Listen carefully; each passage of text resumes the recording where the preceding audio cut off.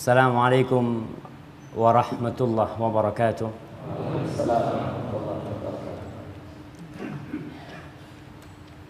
Alhamdulillah alladzi bi ni'matihi tatimmu shalihat.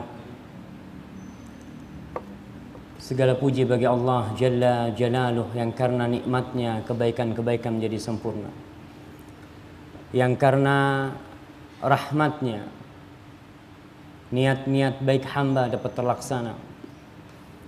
Allahumma salli wa sallim wa zid wa barik wa an'im ala abdika wa rasulika habibina wa syafi'ina Muhammad.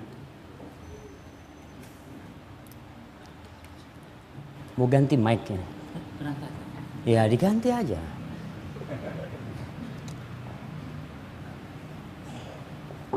Barakallah.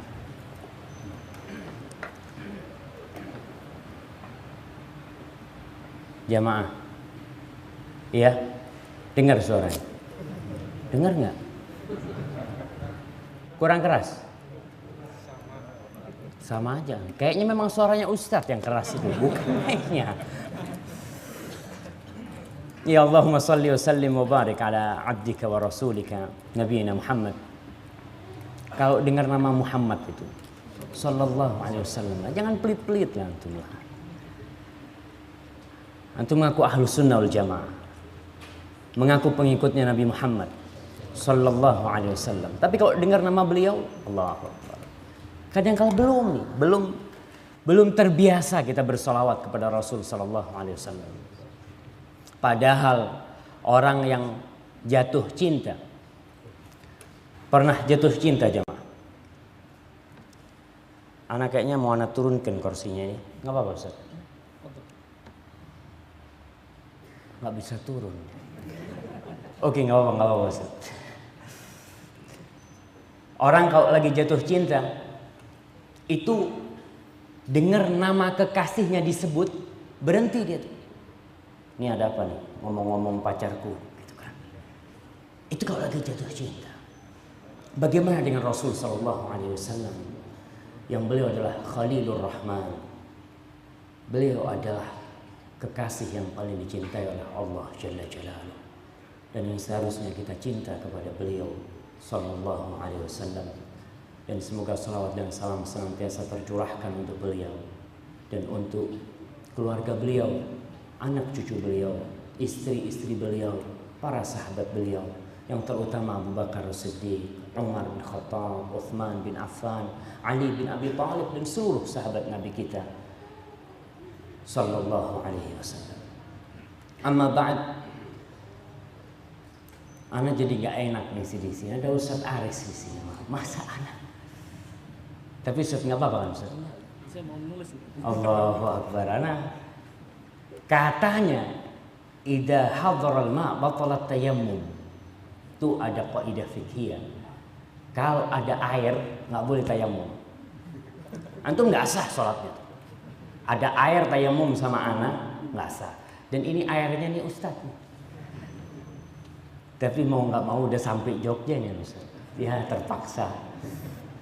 Sebelum kita mulai kajian kita jemaah, tanggal berapa hari ini? Tanggal 23 Rajab. Hah? Tanggal 3 Rajab. Betul? Oke, nggak apa-apa. Iya betul itu. Tinggal sedikit lagi antum benar itu. Kurang betul gitu. Nah, antum iya. Tanggal berapa? Tanggal tidak tahu. Kayaknya nggak ada tuh di penanggalan tuh. Masa tanggal tidak tahu gitu kan? Kalau antum? Iya. Tanggal 10 Mei 2014. Iya, sama kayak yang di masjid. Untuk melihat tuh. Tanggal 10 Mei 2014. Tapi kayaknya bukan tanggalannya orang Islam itu. Yang ana tahu orang Islam tuh penanggalannya Hijriah. Tapi kadang-kala saya bingung di masjid nih, bukan masjid Jamas Jamasba aja. Banyak masjid itu penanggalannya pakai penanggalan Kristus.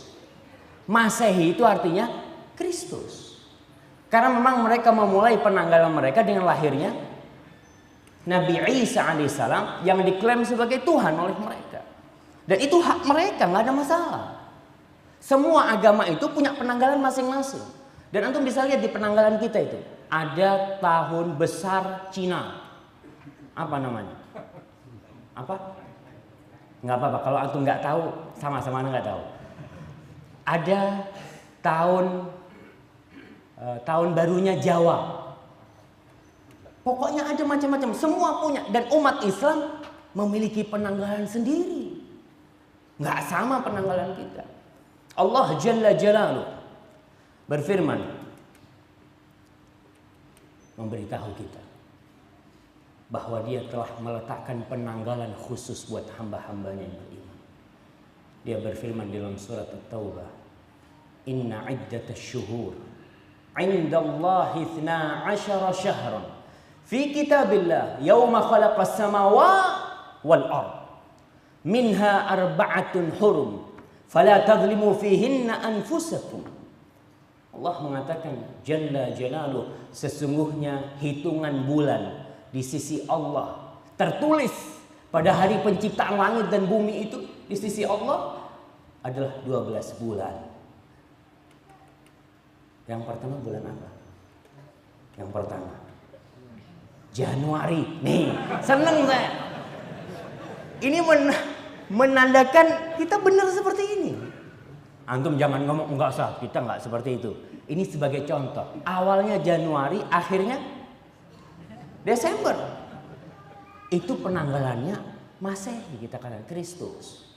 Sedangkan yang Allah sebutkan di kitabnya ini yang 4 itu haram, itu bulan-bulan Islam.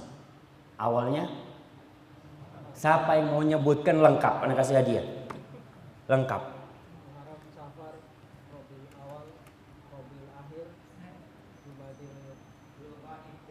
Ya, tunggu dulu lah, ada yang jawab di sini.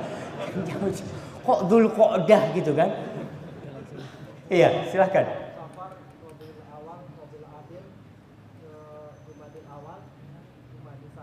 Nah, kemudian wah, ini Rajab, Sya'ban, Dzulqa'dah, Dzulhijjah. 10 itu cuma. Ya Allah, siapa yang mau jawab? Kayaknya tinggal 2 lagi. Nah, fadhal Bapak.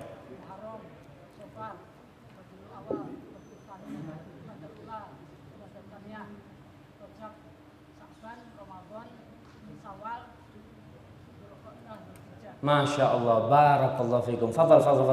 Antum ambil nih hadiahnya nih. Masya Allah. Ternyata nggak nyangka yang sudah jenggotnya putih bisa jawab. Biasanya kan yang tua kan sudah susah ngapalin gitu kan, nggak hafal-hafal. Kayaknya beliau ini hafal dari muda. Insya Allah. Minha arba'atul hurum. Sebutkan 4 arba'atul hurum. Iya, antum.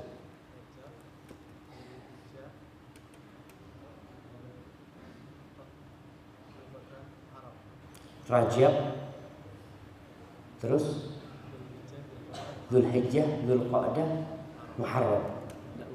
Gak urut tuh. Mau diulangin lagi yang pertama? Masya Allah, barakallahu fikum. Fadhal habibi. Silakan.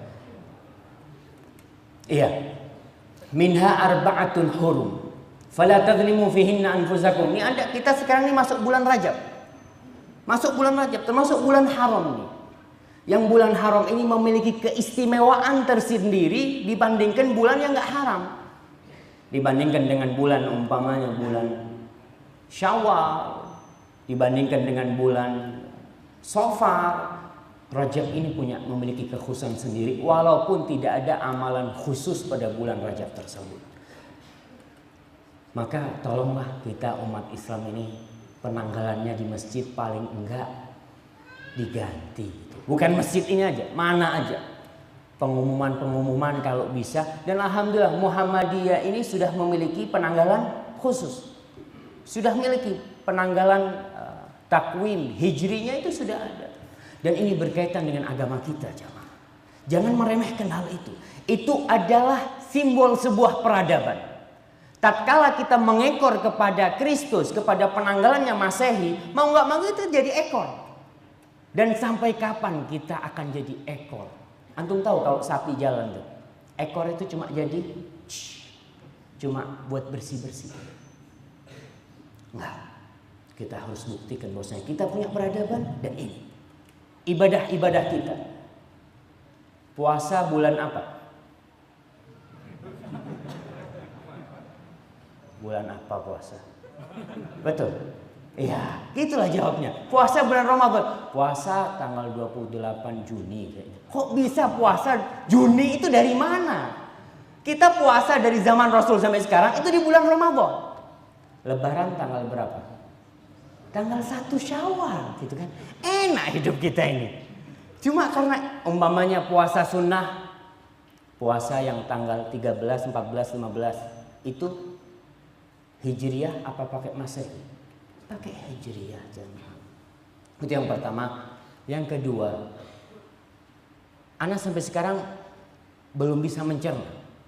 Mungkin karena kekurangan ana juga.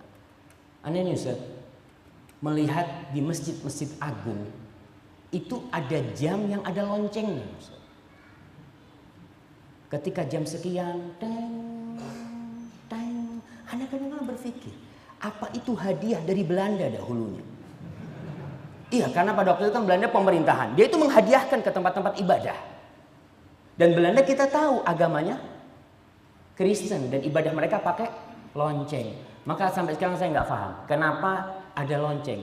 Bisa nggak suaranya dihilangkan? Insya Allah bisa. Nggak tahu Ustaz. Ya, ini sekedar selingan ya. Kajian kita judulnya apa? 24 jam bersama Rasul SAW. Tapi Anda kasih waktu sampai jam 9. Kita kajiannya 24 jam. Maka siap-siap nginep semua di sini insya Allah. Panitia menyediakan makan malam. Tanggung jawab yang kasih judul 24 jam ini harus tanggung jawab. Jamaah jauh-jauh datang. Ada makan malam Ustaz? Oh ada jamaah. Di depan sana ada restoran-restoran itu bisa. Alhamdulillah disediakan sama panitia. Maka ya siap-siaplah. Kayaknya udah mau azan Isya. Jam berapa azan Isya? Oh, masih ada waktu. Bismillah. Yang ketiga, sebelum kita mulai, ana sebenarnya lebih suka ditulis Syafiq bin Riza bin Hasan Basalamah daripada Dr. Syafiq R. Basalamah. Iya. Karena nggak cukup tempatnya yang dibuang nama bapak anak. Ini termasuk nggak birrul walidain. Iya, antum ketika tidak menyebutkan nama ayah antum, itu termasuk gimana antum? Ayah antum yang dia salah satu penyebab antum hadir ke dunia ini, nggak disebutkan nama dia.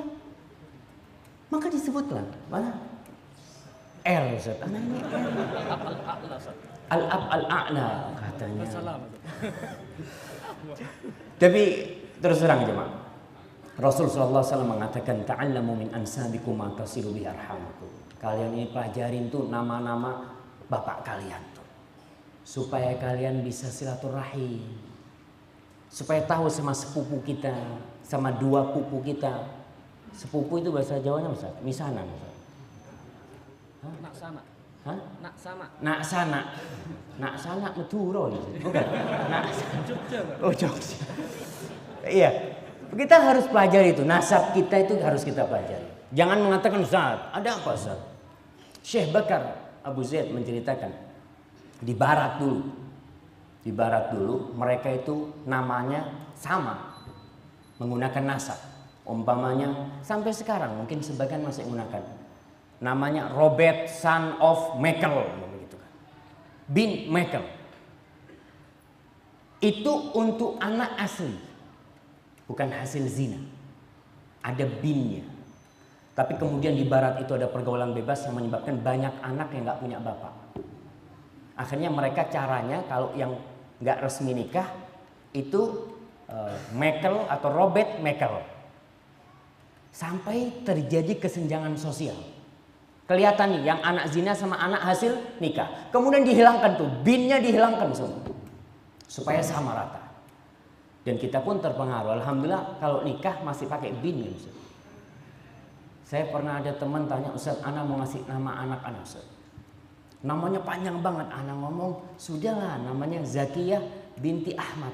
Ah, itu kan kayak mau nikah aja Ustaz, kata dia. Kalau pakai binti itu kayak mau nikah. Bukan, binti itu namanya putriku, anaknya bapaknya. Siapa yang hafal nama sampai kakeknya yang nomor 5? Anak kasih hadiah paling besar. Nah, fadhal, paling gede nih hadiahnya. Nomor 5.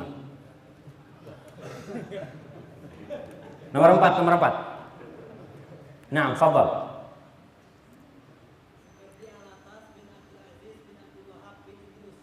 Sukardi Alatas bin Abdul Aziz bin Abdul Wahab bin Idrus. Tinggal satu lagi. Itu kan sama 3 bapaknya itu. Nggak hafal? Anak kasih yang kecil lah hadiahnya antum lah. Iya, yang apa-apa. Fadhal Habib, fadhal. Antum kasih ke sana. Iya, barakallahu fikum. Tolonglah kita pelajari nasab kita ini.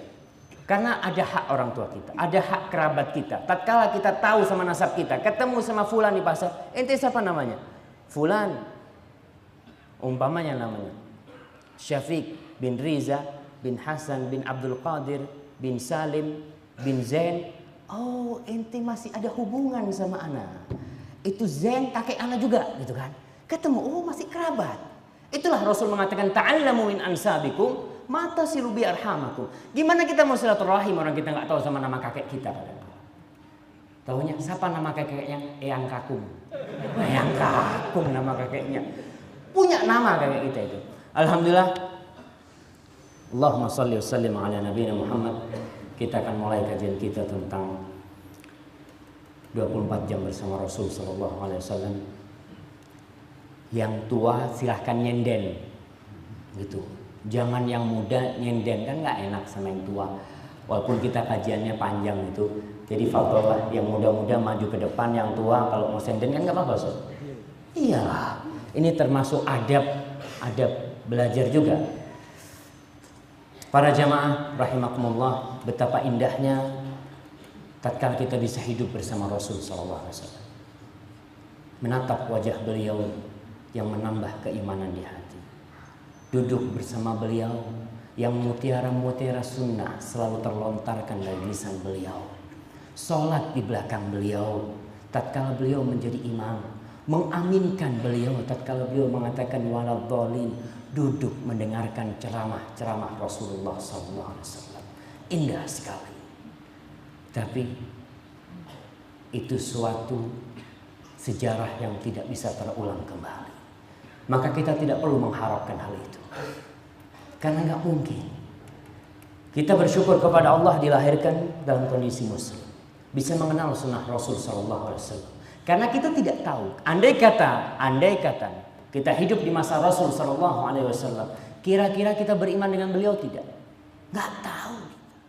Berapa banyak orang-orang yang berjumpa dengan Rasul sallallahu alaihi wasallam, tapi ternyata Allah memasukkan dia ke dalam api neraka. Banyak. Dan berapa banyak orang-orang yang sholat di belakang Rasul sallallahu alaihi wasallam, sholat di belakang Rasul sallallahu alaihi wasallam, mendengarkan ceramah beliau, tapi ternyata dia fid-darkil asfali minan nar. Dia berada di kelaknya api neraka. Sholat di belakang Nabi. Orang-orang munafikin. Kita nggak tahu. Maka yang ada disyukuri. Tapi ada sesuatu yang sebenarnya bisa kita lakukan sehingga kita bisa merasakan hidup bersama Rasul sallallahu alaihi wasallam. Bisa merasakan indahnya nafas-nafas beliau, yaitu tentunya dengan mengamalkan sunnah Rasulullah sallallahu alaihi wasallam. Selama 24 jam amalan Rasul SAW penuh dengan hikmah, penuh dengan ajaran-ajaran yang mengandung pelajaran buat umat bagi kehidupan mereka. Beliau telah memberikan contoh sempurna buat umatnya. Kalau tadi ketika muqaddimah disebutkan firman Allah Subhanahu wa taala, "Laqad kana lakum fi Rasulillahi uswatun hasanah liman kana yarjullaha wal yawmal akhir wa dzakarallaha katsira." Sesungguhnya telah ada buat kalian di diri Rasul sallallahu alaihi wasallam uswatun hasanah. Suri tauladan yang baik. Para jamaah sekarang kita ini krisis suri tauladan. Anak-anak kita mungkin yang udah ngaji berkurang. Tapi keluarga kita kadangkala yang menjadi idol mereka. Jadi idola mereka siapa? Pemain-pemain bola. Yang sholat dipakai namanya. Ronaldo siapa? Ronaldo. Allahu Akbar. Pakai itu namanya Ronaldo dibawa ke masjid. Saya kenapa berpikir ya Allah. Ini namanya orang kafir. Kenapa dia bawa ke masjid? Karena dia cinta sama Ronaldo. Kalau yang cinta sama Manchester, saya kalau salah ngomong tolong dibetulin karena saya nggak pernah nonton Manchester. Kadangkala di motornya dikasih tuh Manchester, bajunya Manchester, di bukunya, di iPadnya kasih tuh Manchester. Kenapa? Karena dia cinta. Dan Rasul SAW mengatakan yuhsyarul mar'u ma'a man ahab. Orang itu akan dikumpulkan bersama siapa yang dia cintai. Dan ternyata orang-orang non muslim itu pintar menggiring kita. Tahun 2000 kira-kira 1421 Hijriah. Saya bertemu dengan teman-teman dari Bosnia. Dia bawa majalah dari Bosnia. Syafiq kata dia, itu tahu. Nih majalah, bagus nih majalah ini sebenarnya. Tapi ada satu yang berbahaya di majalah ini. Anak ngomong yang mana? Dia buka di dekat halaman terakhir itu. Di situ ada cerita tentang artis-artis, tentang bintang film. Nih, ini dibikin supaya anak-anak kita itu niru mereka. Diceritakan fulan ini bagaimana, fulan ini seperti ini, dan berapa banyak orang-orang di antara kita yang suka sama itu idola-idola mereka. Dibikin umpamanya acara idola ini, macem-macem idola. Karena umat ini butuh idola. Manusia itu dilahirkan suka niru. Siapa aja. Bapaknya sholat, anaknya tahu-tahu berdiri ikut sholat. Allahu Akbar. Bapaknya sujud ikut nungging dia. Karena manusia diciptakan itu suka meniru. Maka diciptakanlah, dibuatlah idola-idola, panutan-panutan agar orang itu meniru mereka. Ustaz. Alhamdulillah wassalatu wassalamu ala Rasulillah wa ala alihi wa sahbihi wa man walah wa ba'd. Saya sampai sekarang masih bingung.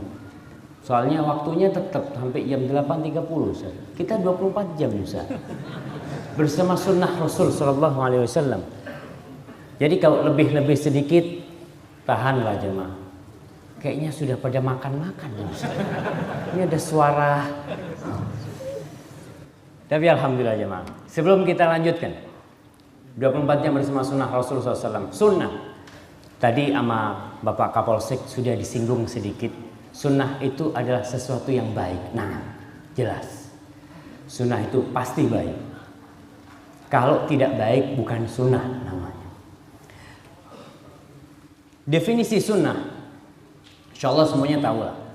Sunnah itu adalah perbuatan Rasul sallallahu alaihi wasallam, perkataan beliau, perilaku beliau, sifat-sifat beliau, baik itu sifat akhlak beliau atau sifat jasmani beliau, kemudian persetujuan beliau itu termasuk sunnah Rasul sallallahu alaihi wasallam.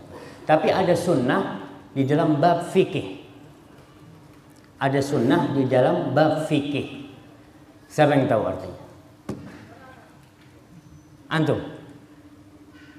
Udah jawab tadi belum? Belum? Oke, silahkan.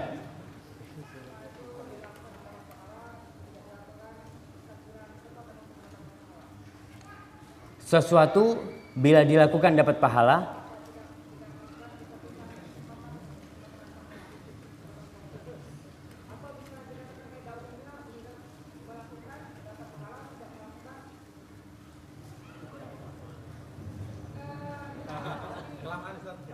Iya. Oke.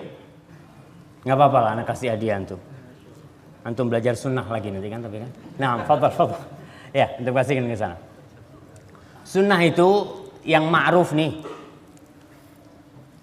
Afwan ya, anak harus masukin ini, lupa tadi sama panitia suruh masukin.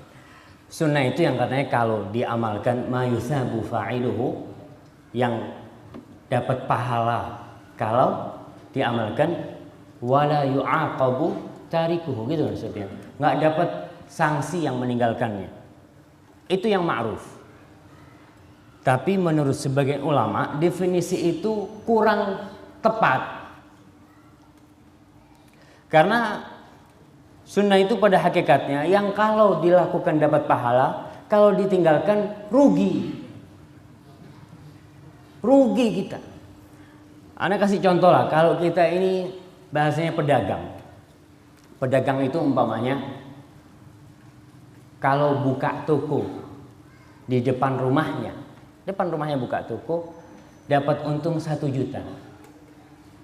Buka di depannya Masjid Jami Bantul ini, dapat untung 27 juta. Di depannya, jarak rumahnya itu cuma 100 meter kira-kira.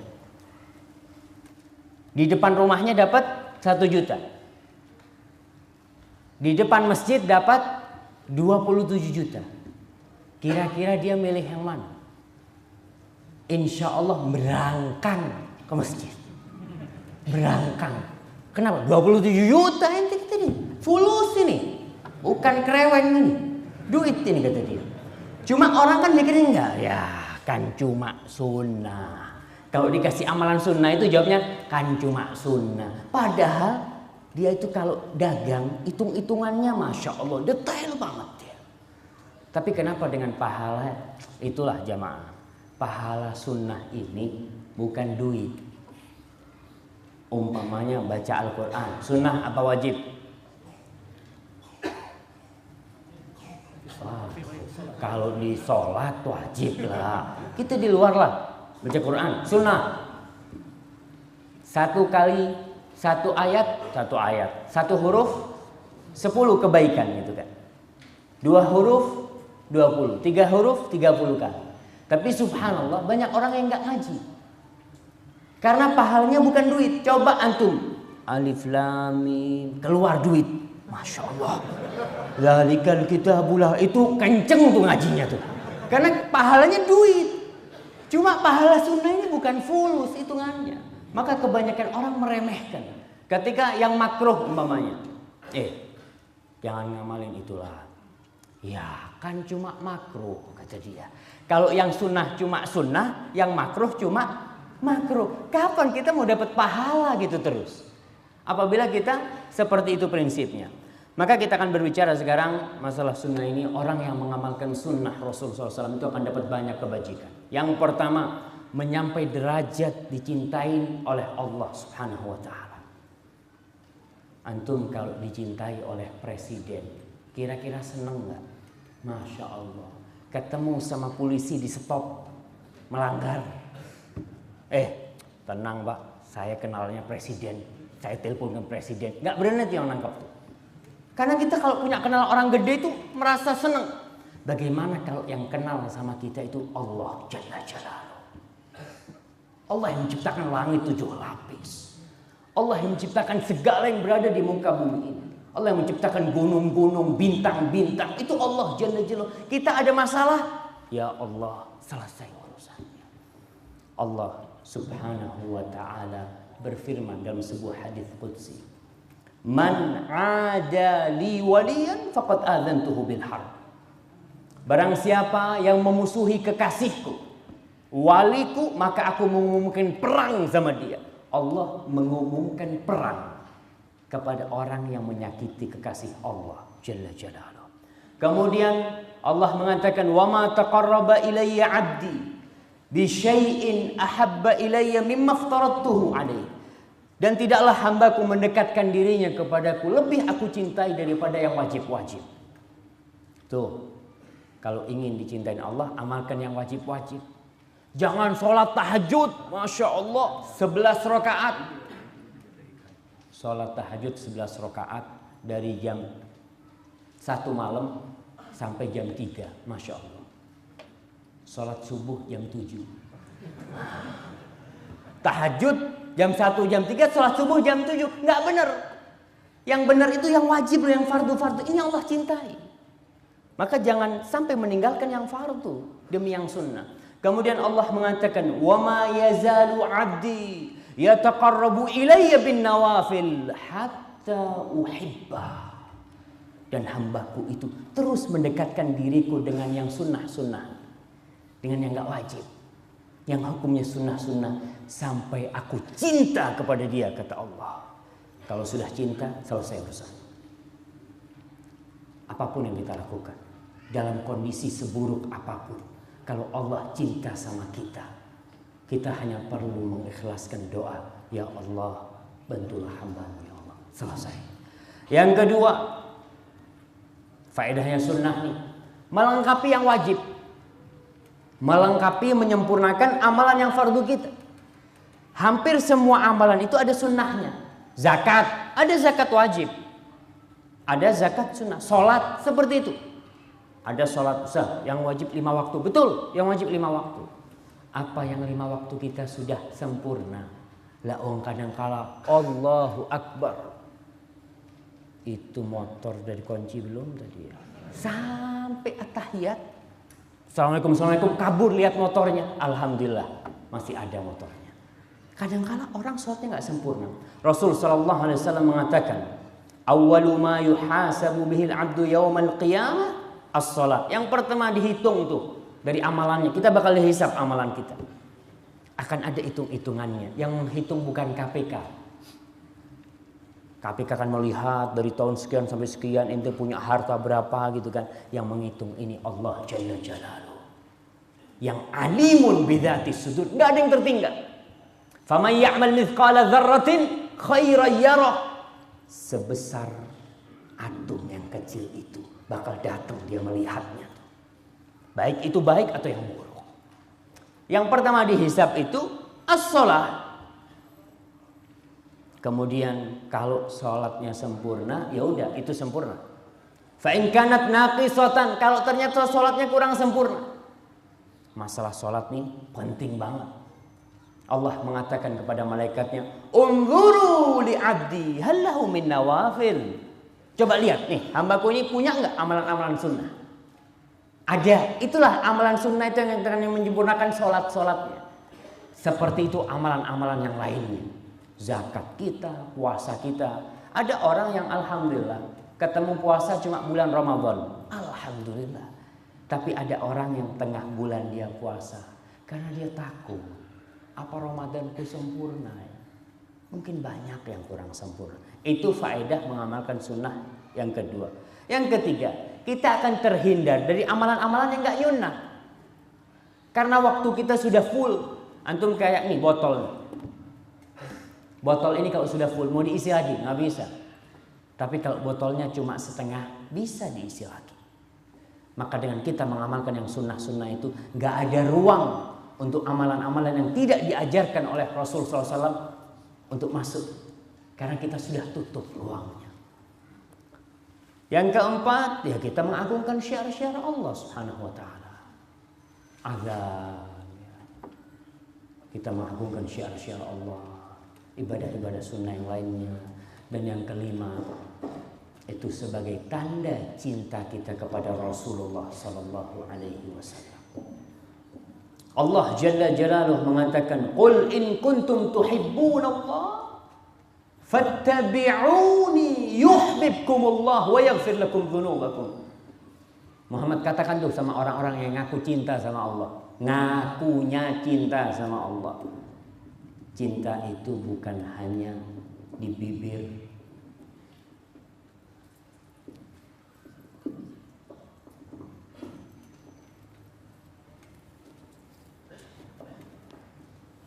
Masya Allah, ini selingan. Nah, cinta itu bukan hanya di bibir. Wah, saya cinta sama Allah, saya cinta sama Rasulullah. Buktinya, mana buktinya kau cinta? Ada seorang suami ngomong sama istrinya, "Dek, aku cinta banget sama kau. Istri yang ngomong, gombal kau bang. Datang tiap malam jam 12 malam. Gitu kan. Kadang-kadang kan ada, nggak ada bukti. Begitu pula cinta kepada Allah Jalla Jalla, ada buktinya. Buktinya. Apa? Qul in kuntum tuhibbunallah fattabi'uni. Ikutin aku, kata Rasulullah sallallahu alaihi wasallam. Tatkala itu yuhibbukumullah wa yaghfir lakum dzunubakum.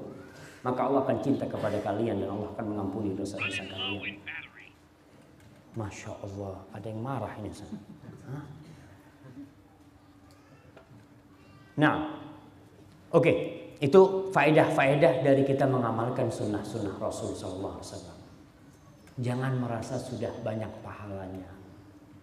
Ada di antara kita yang merasa, oh, anak ini udah cukup besar. Gak ada waktuku kecuali untuk beribadah. Alhamdulillah. Kita bersyukur. Tapi coba dilihat, apakah amalan itu dianjurkan oleh Rasul sallallahu alaihi wasallam. Maka kita hari ini akan mengkaji. Hari ini tanggal berapa jemaah? Tanggal 10. Tanggal 11 kita hari ini. Karena mulainya tanggalan Hijriyah itu dengan terbenamnya matahari. Kita tanggal 11. Bulan apa? Rajab, betul. Rajab 1435 Hijriah. Maka kita akan mulai dari pagi tadi. Kita nggak mau mulai dari malam kan? Kan mulainya hari ini. Tapi dari terbenamnya matahari, bingung juga kita. Tapi yang ana tulis dari pagi nih jemaah. Mungkin nanti ustadznya dibetulin. Iya, di pagi hari itu apa sih yang dilakukan oleh Rasul sallallahu alaihi wasallam kalau bangun dari tidur? Mengusap wajahnya, mengusir tidur. Mengusap wajahnya, mengusir tidur. Jadi orang kalau bangun itu kadangkala mau subuh, namanya orang tidur itu nikmat banget. Bekernya udah dipasang nih. Jam berapa dipasang? Jam 7. Jam 7. Biasanya dipasang jam 4. Bunyi kering kering. 5 menit lagi hidup lagi. Kering kering. Rasul sallallahu alaihi wasallam dalam hadis riwayat Imam Bukhari dan Muslim, istaiqadha Rasulullah sallallahu alaihi wasallam fajalas yamsahu an-nauma an wajhihi biyadihi. Rasulullah SAW bangun itu duduk. Kemudian beliau mengusap tidur itu dari wajahnya. Orang kalau tidur biasanya kan ya ada kotoran di wajahnya. Kalau antum kepingin bangun, duduk. Imam bangun mau sholat malam, mau sholat subuh. Tapi kalau bangun masih rebah-rebahan, subhanallah. Nggak usah ngomong orang lain. Anak kadang ngelihat jam 3 nih. Jam 3, bentarlah 5 menit, bangun jam 4 lewat. Udah. 5 menitnya itu nggak kerasa, namanya orang tidur. Jangan 1 jam. Ashabul Kahfi, berapa tahun mereka tidur? 309 tahun. 309 tahun Masehi apa Hijriah? Hijriah, ingat Hijriah tuh. Qamariyah. Iya, 309 tahun. Kalau Masehinya 300 tahun kira-kira. Itu mereka tidur, bangun, kerasanya baru wajib tidur mungkin setengah hari. Apalagi kita. Maka yang mau bangun sunnahnya nih duduk. Kalau mau bangun duduk, udah. Kalau orang duduk itu walaupun ngantuk, mau nggak mau miring-miring sedikit, tapi masih duduk. Tapi kalau rebahan habis biasanya, hilang. Yamsahun naum an wajhi, diusap tuh tidur, diusir dari wajahnya. Kemudian baca doa bangun tidur. Mana yang hafal doa bangun tidur? Nggak ada hadiahnya teman-teman, nggak apa-apa. Fadhal, anak-anak kasih hadiah. Hadiahnya gede-gede, masa doa bangun tidur gede-gede? Iya, doanya 2, bukan 1. Yang ingat 1, ya hadiahnya yang kecil aja. Kalau yang 1. Nah, fadhal. Artinya, kita mau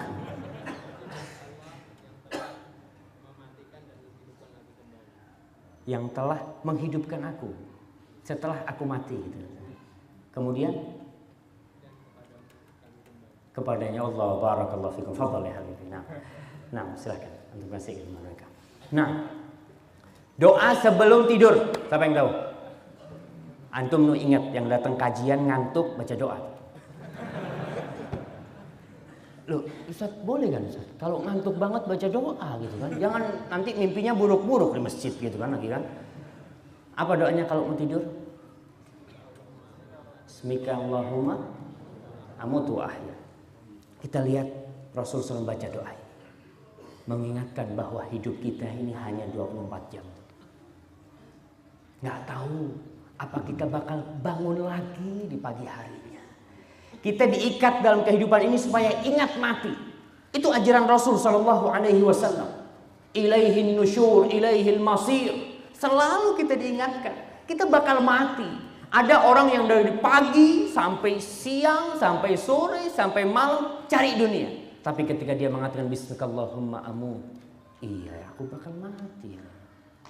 Aku nggak tahu bakal bangun lagi nggak nanti pagi. Ketika bangun, alhamdulillah. Alladzi ahyana ba'dama amatana wa ilaihi nusyur. Ya Allah, alhamdulillah. Sekarang bangun tidur. Dilihat yang kirim SMS, nggak baca doa. Mau tidur sama. Masya Allah, tambah lagi adanya. Tenang jemaah, masih banyak waktunya. Kita insya Allah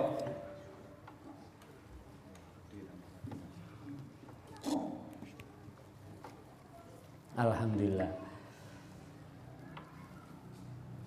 Anak kayaknya minum dulu jemaah. Jemaah ada air kan? Ya, bismillah.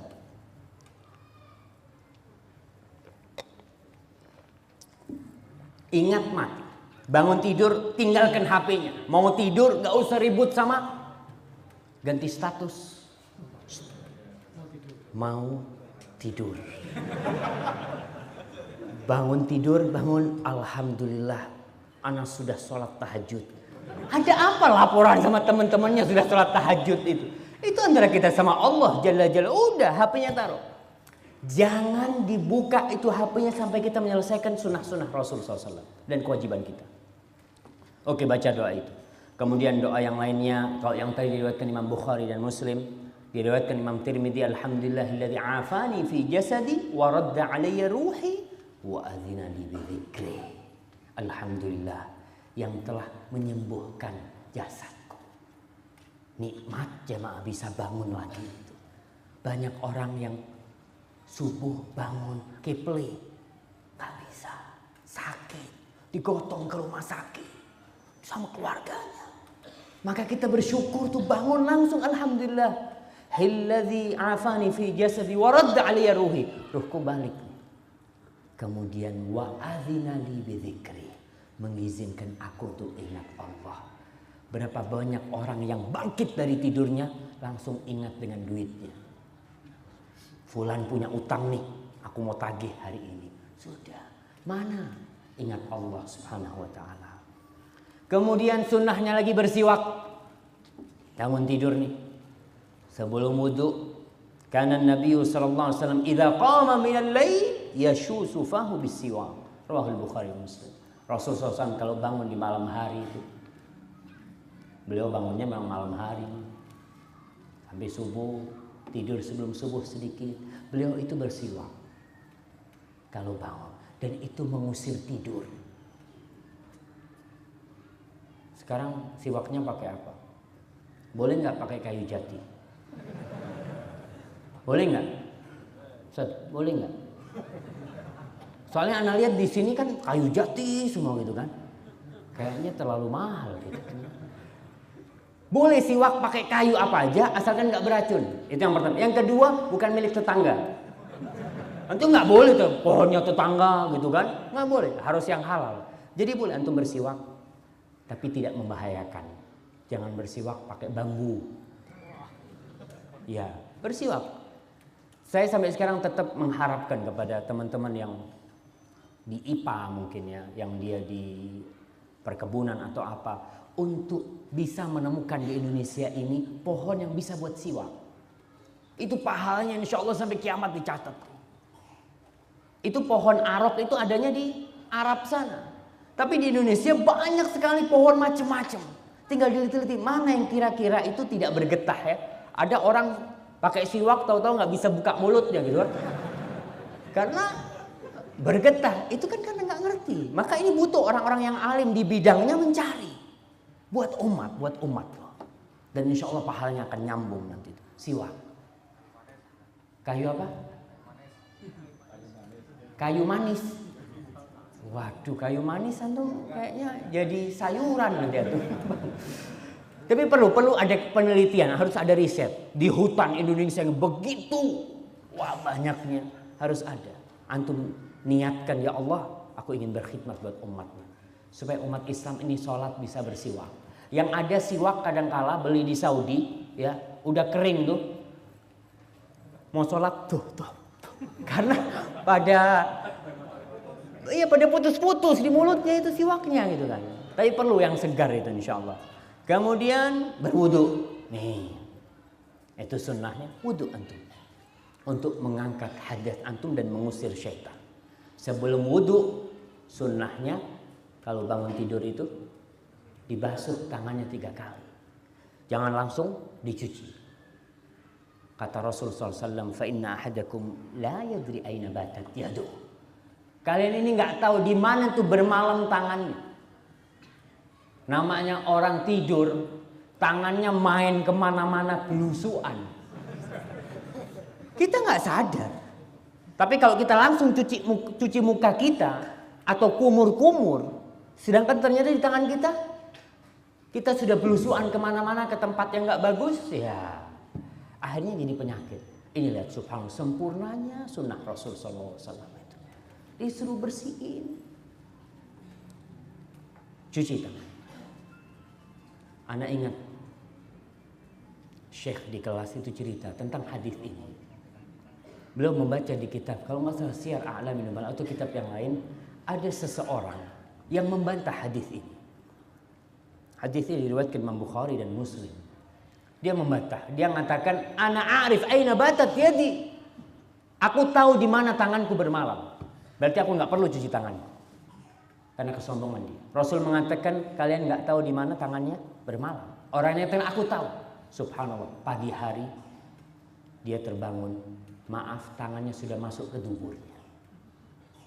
Orang ini menentang sunnah Rasul SAW itu termasuk dosa yang besar. Menolak, hati-hati. Kita amalkan tuh sunnah. Rasul ini utusan Allah. Wa ma yantiqu 'anil hawa. Beliau nggak pernah berbicara dari hawa nafsunya, nggak pernah. Yang beliau sampaikan itu in huwa illa wahyu yuha. Itu wahyu dari Allah Jalla Jalaluhu. Kemudian ketika udah cuci tangan, ya, mulai kumur-kumur, disunnahkan untuk memasukkan air di hidung kita. Itu sunnah. Usahakan cuma sunnah. Faedahnya besar sekali. Kata Rasul sallallahu alaihi wasallam dalam hadis riwayat Bukhari, "Idza istayqadha ahadukum min manamihi fatawadda'a falyastanthir thalathan." Kalau kalian bangun tidur, kemudian berwudu, hendaklah dia memasukkan air ke hidungnya. Kadangkala ada orang yang cuma ditempelkan ke hidungnya, bukan disedot ke hidungnya. Kemudian dikeluarkan. Kecuali kalau puasa, jangan banter-banter, takut keminum nantinya. Seperti jangan keras-keras nyedotnya, jangan dalam-dalam. Fa inna syaitan yabitu ala khayshumi. Setan itu bermalam di hidung. Sebagian ulama mengatakan, apa benar setan itu bermalam di hidungnya? Padahal orang ini sudah berzikir. Kan kalau sebelum tidur dia berzikir, setan nggak bisa menggoda dia. Al-Hafidh Ibnu Hajar dalam kitabnya Fathul Bari menjelaskan salah satunya, setan itu kan biasanya masuk ke hati. Ketika kita berzikir, dia nggak bisa masuk ke hati kita. Bermalam di mana? Di hidung kita. Dengan kita membersihkan hidung kita, setan akan pergi. Di samping kita akan segar ya, diri kita. Kemudian Hafidh Ibnu Hajar menyebutkan juga orang kalau dibersihkan hidungnya itu, insya Allah bacaannya lebih enak. Nggak seperti orang yang sedang pilek deh. Kadang-kala bacaannya ya kurang pas lah makharij hurufnya. Itu disebutkan oleh para ulama. Kemudian kita wudhu nih. Tadi kita wudhu, dosa-dosa kita berguguran jemaah. Dosa kita. Wudhu kapan saja. Tapi kita bicara tentang sunnah dari pagi. Rasul sallallahu alaihi wasallam mengatakan dalam hadis riwayatkan oleh Imam Bukhari dan Muslim. Dalam hadis riwayat Muslim. Idza tawadda'a al-'abdul muslim awil mu'min, apabila seorang hamba yang muslim atau mukmin itu berwudu, faghasala wajha, kemudian dia mencuci wajahnya. Dia cuci wajah. Kharaja min wajhi kullu khati'atin nazara ilaiha bi'ainaihi. Akan keluar semua dosa-dosa yang pernah diamalkan dengan matanya. Dengan wudu kita hendak membersihkan wajah kita, tapi yang bersih dosa mata kita. Allahu akbar. Kemudian ma'al ma' au ma'akhir qatril ma', akan gugur dengan akhir air di wajah kita. Wa idza ghassala yadayhi, kalau dia cuci tangannya sama, dosanya akan keluar dari tangannya yang pernah dilakukan oleh tangannya. Yang pernah memukul orang, pernah menduting, duting ini bahasa Indonesia apa? Menunjuk. Nah, menunjuk orang kadangkala nggak benar, itu akan keluar dosa-dosa dari sana yang pernah dilakukan oleh tangan kita. Kemudian kalau dia cuci kaki sama seperti itu. Dosanya akan dibersihkan. Alhamdulillah Ustaz, kaki ana selalu kajian. Ya, kalau ada kajian. Kalau nggak ada kajian, kemana kaki? Kita nggak tahu kadang-kala kaki kita melangkah ke tempat-tempat maksiat. Dengan wudhu berguguran tuh dosa-dosa. Itu hadis riwayatkan Muslim. Kemudian setelah wudhu baca doa setelah wudhu. Ini sunnah, Ustaz. Kan cuma sunnah. Ingat, kita lihat apa pahalanya. Rasul SAW dalam hadis riwayatkan Muslim mengatakan, tidaklah seorang berwudu kemudian dia berkata, asyhadu an la ilaha illallah wahdahu la syarikalah wa asyhadu anna Muhammadan abduhu wa rasuluh illa futihat lahu abwabul jannati thamaniyah yadkhulu min ayyiha syaa. Orang kalau baca doa setelah wudu, tadi doanya asyhadu an la ilaha illallah wahdahu la syarikalah wa asyhadu anna Muhammadan abduhu wa rasuluh, niscaya Allah akan bukakan buat dia 8 pintu surga buat dia. Berapa jumlah pintu neraka? Antum? Tuh hati-hati antum. Kalau nggak tahu sama pintu neraka nanti paling nggak kan kita bisa membedakan. Ah nih pintu neraka jumlahnya sekian. Kita bisa berlindung dari Allah. Berapa jumlah pintu neraka? Ah, dapat bisikan antum tuh. Iya 7. Pintu surga 8 dibukakan buat orang yang baca doa setelah wudu. Betapa seringnya kita wudu nggak baca doa. Habis wudu langsung ngobrol. Baca tuh doa. Kemudian sholat 2 rakaat fajar. Rakaatul fajri khairun minad dunya wa ma fiha. 2 rakaat subuh tuh, yang sebelum subuh, yang setelah azan ya. 2 rakaat qobliyah subuh yang setelah azan itu lebih baik daripada dunia dan isi. Bisa dibayangkan. Antum kalau kehilangan untung 1 hari 10 juta, insya Allah nangis. Iya. Seharusnya anda dapat untung 10 juta. Antum kehilangan untung 1 M, insya Allah separuh edan. Iya. Sebagian orang itu kalau kehilangan keuntungan 1 M seharusnya dia dapat nih. Hilang, waduh, dia kadang-kala stres. Harus diruqyah gara-gara kehilangan 1 M. Tapi ketika kita kehilangan dunia yang lebih baik dari dunia dan isinya, santai kita. Santai. 2 rakaat sebelum subuh itu lebih baik daripada dunia dan isinya, jemaah. Kita santai, nggak pernah ribut. Bahkan ada orang-orang yang tidak pernah berpikir kehilangan itu. Ustaz, alhamdulillah anak sholat subuh. Ustaz. Ya alhamdulillah gitu loh. Itu yang wajib. Tapi untuk menyempurnakan nih dunia dan isinya. Itu. Kemudian yang laki-laki sholat subuh diusahakanlah di masjid. Orang-orang munafik sholat enggak? Jamaah. Orang-orang munafik di masa Rasul Sallallahu Alaihi Wasallam sholat enggak? Sholat mereka. Yang jadi imam siapa? Rasulullah Sallallahu Alaihi Wasallam imamnya. Ada orang munafik ternyata. Rasul mengatakan azqalus salati 'alal munafiqin salatul isya wa salatul fajr. Yang paling berat salat buat orang-orang munafik itu salat isya dan salat subuh. Kalau salat isya ya mereka salat berjamaah sebagian ke masjid. Ada yang nggak ke masjid, ada. Dan biasanya yang terlihat nggak ke masjid orang-orang munafik pada waktu itu. Kalau salat duhur itu kan terang. Banyak orang yang kelihatan. Nih, aku nak masjid. Karena Allah mengatakan, Innal munafiqina yukhadi'una Allah wa huwa khadi'uhu. Wa idza qamu ila salati qamu kusala yura'una an-nas wa la yadhkuruna Allah illa qalila. Orang-orang munafik salat, tapi dia menipu Allah Subhanahu wa taala. Kalau salat malas-malesan. Salat tapi malas. Yura'una, salatnya pun riya supaya dilihat orang. Berarti salatnya di rumah. Kalau di rumah nggak ada yang ngelihat. Kalau antum salat di rumah ada yang ngelihat? Nggak ada. Berarti mereka salatnya di mana? Di masjid tuh. Datang ke masjid. Yura'una nas, supaya dilihat sama orang-orang tuh. Aku salat. Kalau salat isya sama subuh petengan. Kayak tadi, nggak ada yang ngelihat. Kalau nggak ada lampu, apa kelihatan ke masjid sama nggak ke masjid? Nggak kelihatan, karena gelap gulita. Itu berat buat mereka, karena sholat mereka memang landasannya adalah riya, bukan untuk Allah Subhanahu Wa Taala. Tapi kita, tolonglah, hayya ala sholah subuh Bismillah. Anak, 40 tahun nggak pernah sholat subuh di masjid. Ada. Karena kita terus terang masjid-masjid kita ini alhamdulillah baru-baru aja rame. Tahun 2000 ke bawah tuh sepi masjid. Kadangkala yang sholat itu Masya Allah. Yang azan, yang qomat, yang jadi imam juga. Sendirian. Wah kadangkala masjidnya tutup.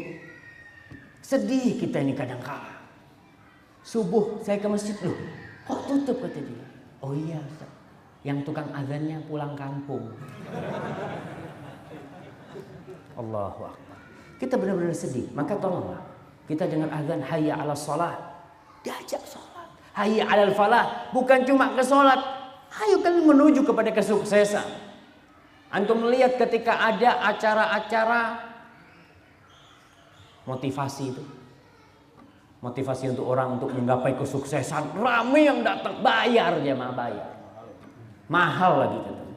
Ini dipanggil sama Allah, hayya 'alas shalah, hayya 'alal falah. Dapat tuh antum di masjid, dapat. Antum melangkah, tiap langkah pahala satu dosa dihapuskan. Terus sampai masjid.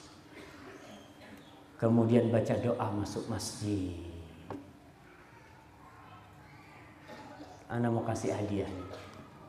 Siapa yang tahu doa jalan ke masjid? Iya, fadhal.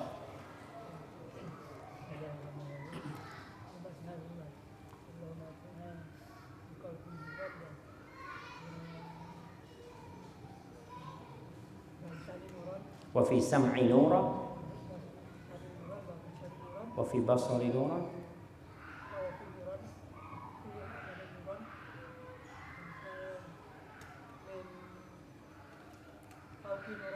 nah. Masya Allah. Jalni nuran. Barakallahu fiik. Oke, sudah. Antum bacalah. Fadhal, Pak. Tapi itu doa bukan dihafalin doa. Dibaca kalau ke masjid. Ada yang hafal kan? Tapi nggak pernah baca. 2-3 hari lupa lagi itu doa. Maka baca doa itu. Minta cahaya kita sama Allah Subhanahu wa taala. Karena hidup ini penuh kegelapan. Gelap. Tanpa cahaya dari Allah Jalla Jalaluh, kita bakal jatuh ke jurang. Seperti dalam sebuah ruangan yang gelap gulita dunia ini. Kalau antum tidak punya senter. Iya, senter. Sentolop. Jawa Timurnya sentolop, iyalah. Afan lah, nah ini kadang-kadang bahasanya salah. Sentolop. Antum nggak punya cahaya, ada ular gigit antum. Tapi ketika antum punya cahaya, antum tahu, oh ini loh, oh ini yang haram, nggak boleh dekat-dekat. Oh ini loh pintu menuju surga, ana mau ke sana. Pakai apa? Pakai cahaya. Maka kita butuh dengan cahaya dari Allah Subhanahu wa taala. Terus duduk di masjid nih, berzikir, nunggu sampai matahari terbenam. Terbit apa terbenam? Kalau terbenam Ustaz sampai asar Ustaz. Ya sampai terbit. Dapat apa tuh? Subhanallah. Sekarang ini jamaah, umroh itu mahal. Mana yang punya travel umroh di sini? Hah? Mana Ustaz? Berapa umroh sekarang? 30 juta. Allahu Akbar. 32 juta. Haji nunggu berapa tahun? 12 tahun. 2027. Allahu Akbar. Nah, nih bisa dapat umroh haji nggak usah bayar. Rasul sallallahu alaihi wasallam mengatakan dalam hadis riwayat Anas, dan hadis ini sahih diriwayatkan Imam Tirmidzi. Apa kata Rasul? Man shallal ghadata fi jamaah. Barang siapa yang sholat subuh berjamaah, thumma qa'ada yadhkurullah, kemudian dia duduk berzikir kepada Allah Subhanahu wa taala. Ingat yadhkurullah. Nih di garis bawahin. Bukan main BB. Ada duduk di masjid Facebook gitu, nggak dapet ini. Karena hadisnya itu yadhkurullah, zikir, mau ngaji, mau sholawat buat Rasul sallallahu alaihi wasallam, apa aja berzikir. Hatta tatlu asyams, sampai matahari terbit. Jaraknya sebentar jemaah. Thumma shalla rak'atain, terus dia salat 2 rakaat. Kanat lahu ka ajri hajjatin wa umratin tamatin. Dia akan mendapatkan pahala umroh dan haji yang sempurna, Allahu Akbar. Jadi nggak perlu antum daftar. Hah? Nggak perlu daftar. Kalau belum haji daftar, antum harus haji, wajib. Jangan habis pulang dari masjid, masjid apa lupa terus.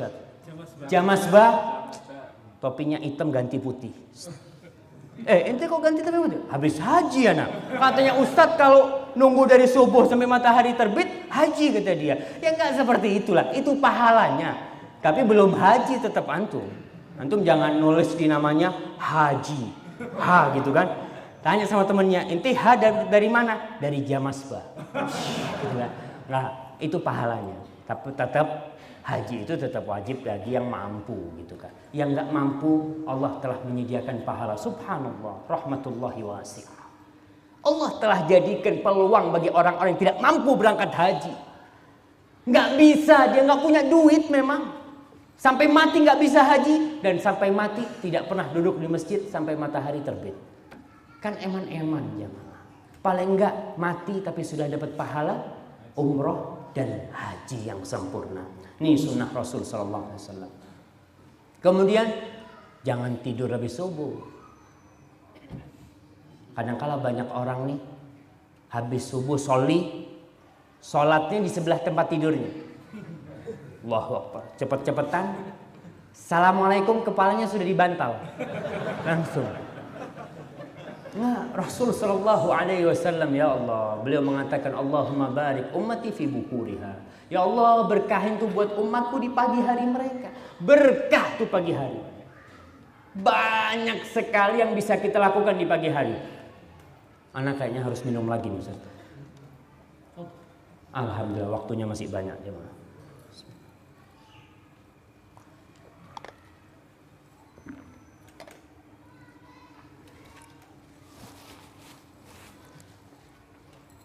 Allahumma barik ummati fi bukuriha. Itu doa Rasul sallallahu alaihi wasallam. Antum bisa bayangkan seorang ibu yang tidur, ibu-ibu dengar kan? Seorang ibu yang tidur setelah subuh itu bakal banyak pekerjaan yang tidak bisa dia selesaikan. Karena anaknya sudah keburu bangun semuanya. Iya, ribut ngurusin anaknya. Tapi ketika dia bangun setelah subuh nggak tidur, dia mulai mengerjakan pekerjaan. Diberkahin tuh waktunya. Bisa baca Quran, bisa hafid Quran. Yang nggak pernah baca Quran, baca tuh. Baca walaupun 1 ayat. Bangun tuh. Alif Lam Mim. Alhamdulillah. Boleh nggak? Dapat pahala, jangan ketawa antum tuh. Dapat pahala, besok baca lagi. Dzalikal kitabu la raiba fihi hudal lil muttaqin. Alhamdulillah. Jamaah, banyak orang yang sampai mati nggak pegang Al-Quran. Banyak. Yang nggak kena Quran kecuali bulan Ramadan ada. Jadi kalau mau nyuruh orang baca Quran, jangan terlalu lalu antum. Antum paling enggak satu hari satu lembar. Enggak pernah baca suruh satu lembar. Satu ayat aja belum, satu ayat. Insya Allah.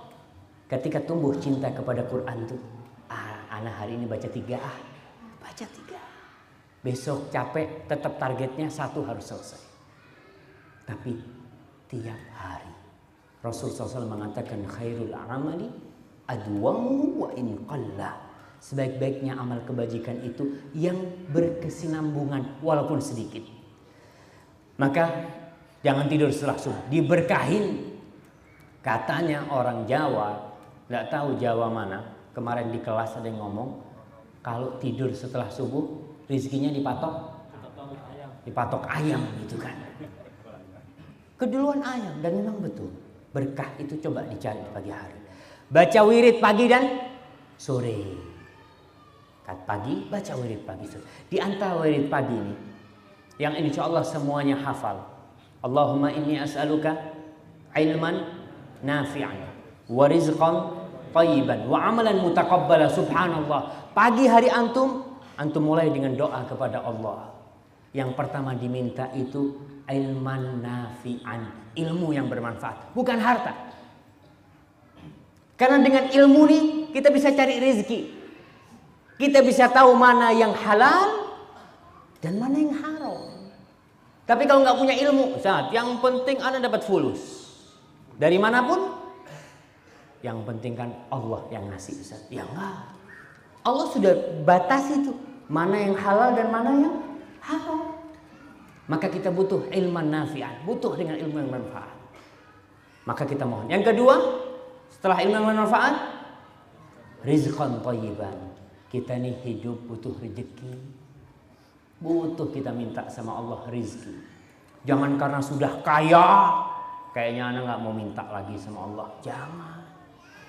Allah tuh murka kepada orang-orang yang sombong yang tidak minta kepadanya. Minta sama Allah. Rezeki terus minta. Rizqan thayyiban. Rezeki yang baik. Bukan rezeki yang banyak. Karena saya ingat punya teman dapat amalan dia. Teman sekampung datang ke rumah, Fik, aku oleh amalan, mandi amalan. Masya Allah, kata dia. Amalannya mandi. Apa amalan nih? Cuma sayang, kata dia, kalau anak amalkan ini, rezekinya anak cepat habis. Coba anak kepingin dengar amalan. Nggak tahu sih amalan itu. Anak dengar dari dia mengatakan, Allahumma inni as'aluka rizqan kathiran wasi'an min ghairi ta'abin wala nasab. Ya Allah, aku minta kepadamu rezeki yang banyak, yang luas, yang nggak perlu capek-capek dapat. Betul kata dia, nggak perlu capek-capek, habisnya nggak capek-capek juga. Rasul menyuruh kita minta rizqan thayyiban, tuh yang ada berkahnya. Banyak nggak berkah buat apa? Ya Ustaz, tapi banyak berkah lebih bagus. Ya tentulah banyak berkah lebih bagus, tapi kan kadang-kala kita dikasih sedikit sama Allah. Yang ketiga, kita juga mau masuk surga. Rizki itu modal untuk dunia kita. Masuk surga butuh modal, itu amal. Kita minta amalan mutaqabbalan, amalan yang diterima, bukan yang banyak, bukan yang diterima sama Allah Subhanahu wa taala. Banyak tidak diterima buat apa? Bahkan dalam hadis riwayat Tabrani, Rasul sallallahu alaihi wasallam mengatakan, hadis ini sahih, innar rajula la yusalli salata 60 sana wa lam tuqbal lahu salah. Ada orang yang sholat selama 60 tahun sholat, nggak ada satupun sholat yang diterima dari dia. 60 tahun jemaah. Rasul mengatakan yutimmu ruku'ahu wa la yutimmu sujudahu, yutimmu sujudahu wa la yutimmu ruku'ahu. Tuh ada orang-orang yang rukuknya sempurna, sujudnya nggak sempurna. Sujudnya sempurna, rukuknya nggak sempurna. Sholatnya tidak sesuai dengan aturan Rasul sallallahu alaihi wasallam. Maka hati-hati, kita minta amalan mutaqabbala, amalan yang diterima sama Allah Subhanahu wa taala. Kemudian di antara doa yang kita baca nih ketika pagi apa? Allahumma ma asbaha bi min ni'mah au bi ahadin min khalqik faminka wahdaka la syarika lak walakal hamdu walakal syukur. Ya Allah, tidak ada satu nikmat pun, tidak ada satu nikmat yang ada pada diriku sekarang atau berada di semua ciptaanmu itu, semua kecuali itu darimu ya Allah, darimu ya Allah. Ini termasuk pengakuan kepada Allah bahwasanya apa yang ada pada diri kita dari Allah. Faminka wahdaka la syarika lak. Tiada sekutu, tiada orang yang ikut-ikut dalam nikmat yang kau berikan kepadaku. Ini murni dari Engkau ya Allah. Walakal hamdu walakal syukur. Maka bagimu segala pujian dan segala syukur untukmu ya Allah. Yang baca ini dia telah bersyukur kepada Allah untuk hari itu. Oke, kita akan lanjutkan. Kita ingin selamat dalam kehidupan ini. Baca apa? A'udzu bikalimatillahi tammah min syarri ma khalaq. Banyak orang masih menggunakan umpamanya klenik-klenik. Apa oleh kok gaya jimat umpamanya. Selamat, jaluk selamat. Kalau cari selamat sama siapa? Yang punya selamat. Setiap sholat kita mengatakan Allahumma antas salam wa minkas salam. Ya Allah, Allahumma antas salam. Kaulah ya Allah yang maha salam, selamat dari segala kekurangan, yang memberikan keselamatan kepada hamba-Nya. Wa minkas salam. Keselamatan itu datangnya cuma dari Kau ya Allah. Masa kita mau cari ke tempat lain keselamatan? Baca itu. Kemudian pakai sandal biasanya orang itu. Pagi hari insya Allah kalau keluar rumahnya nggak nyeker, pakai sandal. Sunnahnya pakai sandal. Yang kanan apa yang kiri dulu? Yang kanan dulu. Kita kadang-kadang meremehkan sunnah, dapat pahala tuh. Pakai sandal dapat pahala, subhanallah. Tapi kita kadang-kadang tidak mengamalkannya. Kemudian sarapan, masya Allah. Sarapan baca Bismillah nggak? Baca Bismillah.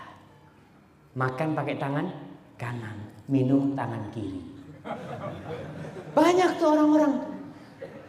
Dia lupa kalau Rasul mengatakan fa inna syaitan ya'kulu bishimalihi wa yashrab bishimalihi. Setan itu kalau makan minum pakai tangan kiri. Antum kalau sarapan sudah masya Allah baca Bismillahnya kenceng ya. Bismillah. Nggak perlu antum baca surat Al-Baqarah. Baca Bismillah. Kemudian minumnya pakai tangan kanan. Banyak orang-orang kalau saya ketemu saya tegur, yang kanan lah Ustaz. Kotor Ustaz yang kanan Ustaz.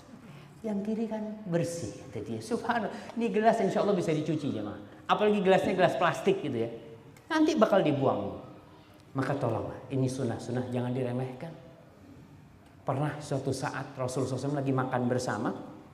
Ada salah seorang makan bersama Rasulullah SAW. Rasul mengatakan kepada dia, kul. Dia makan pakai tangan kirinya.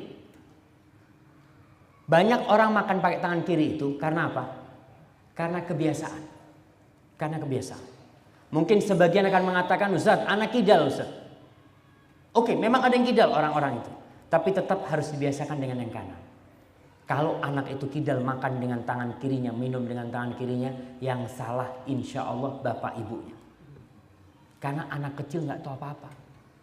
Anak kecil itu seperti lembaran kertas putih, tinggal bapaknya yang nulis. Mau dibikin merah jadi merah, putih-putih. Maka orang tua bakal bertanggung jawab di depan Allah Subhanahu wa taala. Ini ada orang makan pakai tangan kiri. Maka Rasulullah SAW mengatakan kepada orang ini, kul biyamini. Kau makanlah dengan tangan kanan. Orang ini mengatakan apa? Ma'astati. Aku nggak bisa makan dengan tangan kananku. Ya mungkin karena kebiasaan dia, mungkin dia kidal, mungkin dia malu ditegur Rasulullah SAW. Rasul mengatakan, lastata'ta. Mudah-mudahan kau tidak bisa. Fama ru'iya ba'da dzalika yarfa' yaminahu. Tidak pernah orang itu ngangkat tangan kanannya. Langsung lumpuh. Ketika Rasul mengatakan lastata'ta. Hadis diriwayatkan Imam Tirmidzi dan hadis ini sahih. Maka hati-hati.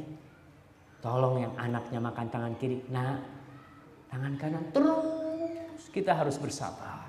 Harus bersabar. Yang tidur anaknya nggak sholat subuh dibangunin. Wa'mur ahlaka bisolati wastabir 'alaiha. Bangunin tuh anaknya. Kita ini kadang-kala ribut jamaah untuk sekolah. Ayah udah jam 7 nih. Udah mau datang jemputan.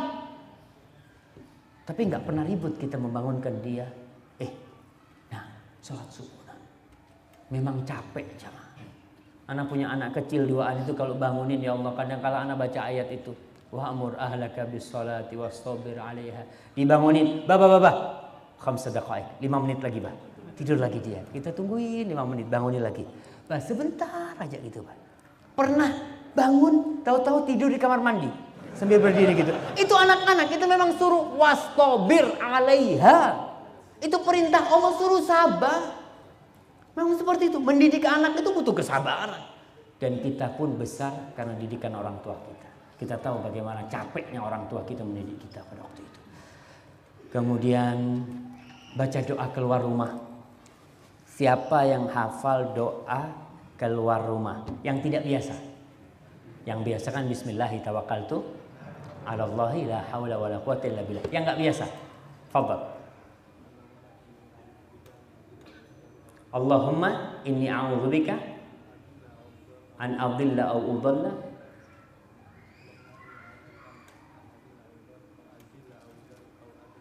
aw adlima aw udlama aw ajla aw ijma. Masyaallah, barakallahu fikum. Ini anak kasih yang gede antum sedikit. Barakallah. Fadhal dikasihkan ke. Nah, barakallahu fikum. Itu doa ya. Yang baca bismillahi tawakkaltu 'alallahi la haula wala quwwata illa billah, itu sudah cukup. Rasul SAW menceritakan fayalqa syaitanu syaitanan akhar. Masya Allah Ustaz. Materi sampai jam 10 Ustaz. Jam 20 jamaah. Kayaknya udah habis nih Ustaz. Ya, kita terakhir ya, nggak apa-apa Ustaz. Selesai ini Ustaz. Nah, baca doa tuh. Itu setan ketemu sama setan lain. Kaifa anta birajulin. Yuqal, akan dikatakan kepada orang yang membaca doa bismillahi tawakkaltu ini. Hudita wa kufita wa uqit. Kau akan dikasih petunjuk sama Allah. Dicukupi sama Allah dan dijaga sama Allah. Setan kemudian ketemu sama setan lain. Gimana kita nih mau godain orang yang sudah dijaga sama Allah, yang udah dicukupi, yang udah dikasih hidayah? Nggak bisa. Setan sampai nggak bisa godain. Tapi setan bisa godain kita supaya kita nggak baca itu. Kita digodain setan supaya keluar rumah nggak baca ini sering kita itu. Nah, ana nggak ngomong antum ya, ana lah. Ana kalau ngomong sering, Ustaz udah ngajakin riset apa semuanya kan? Belum. Ya bacalah doa itu jemaah. Judulnya ini harus diganti semacam, bukan 24 jam. Karena 1 jam bersama sunnah Rasul sallallahu alaihi wasallam. Wallahu a'lam bishawab. Itu yang bisa saya sampaikan. Kalau yang saya sampaikan benar itu dari Allah Subhanahu wa taala. Kalau ada yang salah itu dari diri ana sendiri. Allah dan Rasul terbebaskan dari kesalahan itu. Dan kalau ada yang kurang berkenan, ana mohon maaf. Wallahu a'lam bishawab. Fadhal Ustaz. Kita sampaikan jazakumullah khairan kepada Ustaz Syafiq Persalaman atas materi yang beliau sampaikan, dan waktu sampai 20.30 untuk permintaan dari panitia Allah akan menjawab dari 20 sampai 20.30. Dan untuk pertanyaan untuk ibu-ibu bisa lewat SMS di 0877 388 26023. Ulangi 0877 388 26023. Sedangkan untuk dari bapak-bapak sekalian, kami menjawab pertanyaan bisa langsung via kertas, dan diutamakan adalah yang terkait dengan materi.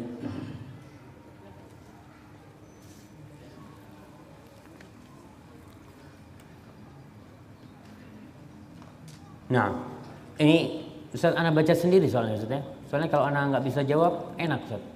Ana tinggal taruh gini kan. Pokoknya antum lihat yang kertasnya ditaruh berarti Ustaznya nggak bisa jawab. Ustaz, jika kita ambil wudhu dan ingin berdoa sebelum tidur tapi malah kentut duluan, apa perlu diulangi lagi? Kalau bisa diulangi lagi. Kalau nggak bisa ya bismillah. Karena kadangkala udah sampai tempat tidur gitu ya. Kita sudah ngamalkan tuh sunnah sebelum tidur mau wudhu, sudah ngamalin, sudah ambil wudhu, sudah gosok gigi kita, sudah pakai siwak. Kalau nggak bisa ya udah tidur. Mudah-mudahan Allah SWT sudah mencatat niat kita mau tidur dengan wudhu kita. Seperti itu.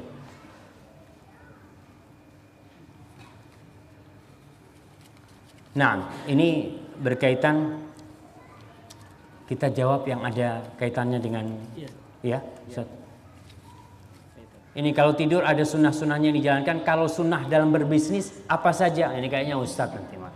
Sunnahnya berbisnis itu kalau dapat untung bagi-bagian tuh. Iya.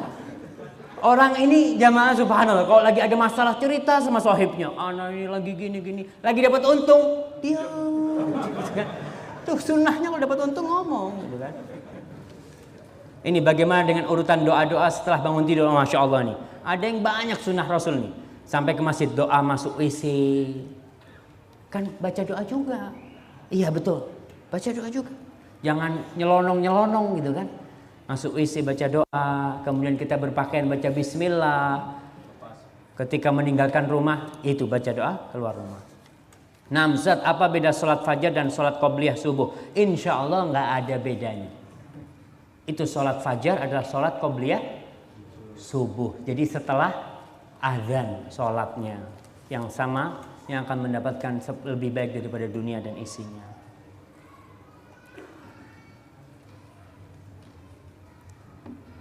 Ustaz, sholat sunnah itu sama dengan bacaan sholat wajib. Apakah yang dibaca waktu sholat sunnah itu sama dengan sholat wajib? Bebas-bebas aja. Tapi kalau sholat sunnah qobliyah subuh itu memang dianjurkan baca Qul ya ayyuhal kafirun dan Qul huwallahu ahad. Baca seperti itu. Itu sunnahnya seperti itu. Jadi kalau antum mau baca ya baca itu, tapi mau baca yang lainnya boleh, dalam artian antum mau baca surat Al-Baqarah umpamanya tetap boleh, tapi yang lebih baik itulah yang pendek-pendek aja karena memang kita mau sholat subuh. Dan mungkin ini juga himbauan kepada saudara-saudara kita yang jadi takmir masjid, supaya jarak antara azan sama qomat itu dikasih waktu. Ada jarak lah. Karena apa? Orang yang rumahnya jauh, saya mungkin di kampung saya itu agak jauh lah. Kita kadang-kadang ke masjid itu sudah at-tahiyat. Iya sudah at-tahiyat karena memang jarak antara azan sama qomatnya terlalu pendek. Sedangkan jarak rumah jauh gitu kan. Mau nggak mau ya tolong diberikan hak kepada orang-orang yang mau sholat ke masjid ini supaya bisa ke masjid dan sholat dapat qobliyahnya. Dan qobliyah memang dianjurkan untuk sholat sunnah jamaah di rumah. Khairu sholatir rajuli fi baitihi illal maktubah. Sebaik-baiknya sholat seorang lelaki itu di rumahnya kecuali sholat fardu di masjid yang paling baik. Dan ini tolong diperhatikan. Sholat sunnah di rumah. Karena apa? Rumah kita jangan sampai jadi kuburan. Nggak ada sholat. Ustaz, kan istri kita sholat. Iya, istri itu ada liburnya sholat. Ada liburnya dia sholat. Kadang-kadang dia nggak sholat 7 hari. Kalau kita nggak sholat sunnah di rumah, berarti tidak ada sholat di rumah kita sama sekali. 7 hari bayangkan. Dan anak-anak kita juga butuh panutan. Jadi antum sholat sunnah di rumah, kalau istri nggak sholat, anak kan masih ikut sholat. Oh bapak sholat, terus dilihatkan. Jadi subhanallah, sunnahnya Rasul SAW itu sempurna sekali jamaah.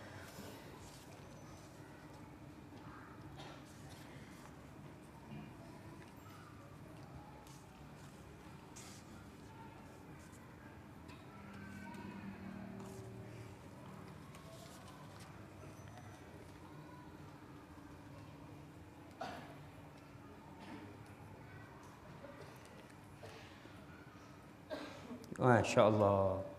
Nih, masukan kepada penyelenggara. Mohon besok lagi agar tidak membatasi ustadz siapapun yang dakwah, agar materinya tersampaikan semua. Insya Allah bisa sampai subuh gitu ya jamaah.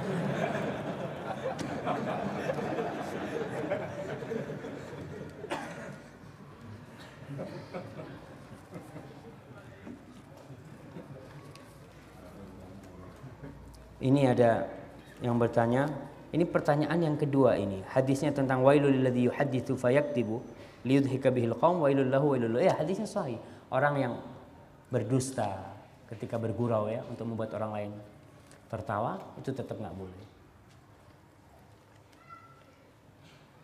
Bagaimana cara mencintai amalan-amalan sunnah untuk supaya kita menjalankannya lebih mudah? Nah, memang butuh cinta. Ketika antum bekerja di satu perusahaan, dan antum dongkol mengamalkan, insya Allah pekerjaannya nggak bakal bagus. Tapi kalau antum enjoy mengamalkan, kita lihat orang-orang bekerja dari jam 7 pagi sampai jam 5 sore, tiap hari sampai mati, enjoy jemaah. Pagi-pagi berangkat dia kerja. Berapa hari dia kerja? Masa yang sunnah ini sedikit, berapa jam kita butuh? Memang 24 jam sunnah bersama Rasulullah SAW. Tapi mengamalkannya itu nggak harus duduk. Zikirnya nggak harus, enggak. Kita sambil berjalan. Naik kendaraan ada sunnahnya, gitu kan. Masuk rumah ada sunnahnya. Allahu Akbar. Banyak sekali sunnah-sunnah Rasulullah SAW. Paling nggak kita pelajari dulu supaya kita cinta. Kemudian kita gambarkan tuh surga Allah pahalanya. Kita cuma digaji jemaah, cuma digaji 2 juta, kerja sebulan penuh, mau kita? Kira-kira kalau antum disuruh ganti jantung yang berdetak itu, orang pasang ring berapa sekarang? 70 juta. 70 juta pasang ring. Kalau 3 ring berapa? Antum lihat. Mata antum nggak bisa lihat, buta, mau bayar berapa antum? Maka dengan sunnah-sunnah salah satunya sholat duha ya, itu sunnah untuk bayar nih, bayar sewa yang Allah berikan kepada kita. Bagaimana cara menghindari maksiat? Amalkan sunnah. Antum kalau ngamalin sunnah, berzikir, keluar rumah baca doa, tadi doa keluar rumah, Allahumma inni a'udzubika an adilla au udalla. Ya Allah, aku meminta perlindungan kepadamu agar aku tidak tersesat dan tidak disesatkan. Minta. Au azilla au uzalla. Jangan sampai aku terpleset atau diplesetkan. Kerjanya setan memelesetkan kita. Au adzlima au uzlama. Jangan sampai aku berbuat zalim.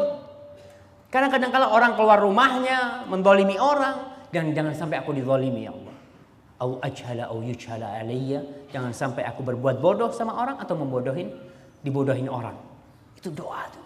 Ini amalan sunnah. Antum insya Allah kalau baca-baca itu, mudah-mudahan diselamatkan dari kemaksiatan. Bagaimana agar kita selalu istiqamah dalam sunnah?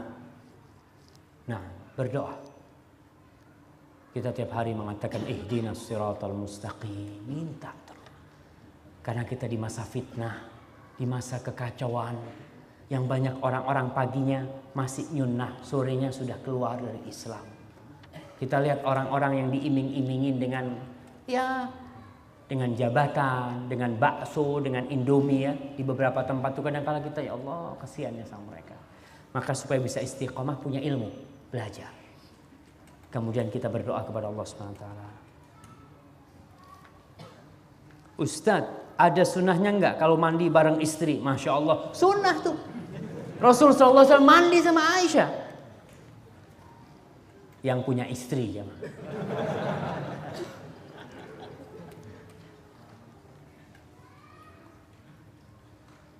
Nah, apakah wanita, ibu kita sholat di rumah dan selesainya menunggu di tempat beliau sholat, berzikir hingga matahari terbit, apakah beliau dapat pahala umroh dan haji? Mudah-mudahan. Syekh bin Baz berpendapat insya Allah dia dapat. Walaupun Syekh Utsaimin ketika membicarakan hal ini, hadisnya sholat berjamaah di masjid, kata beliau.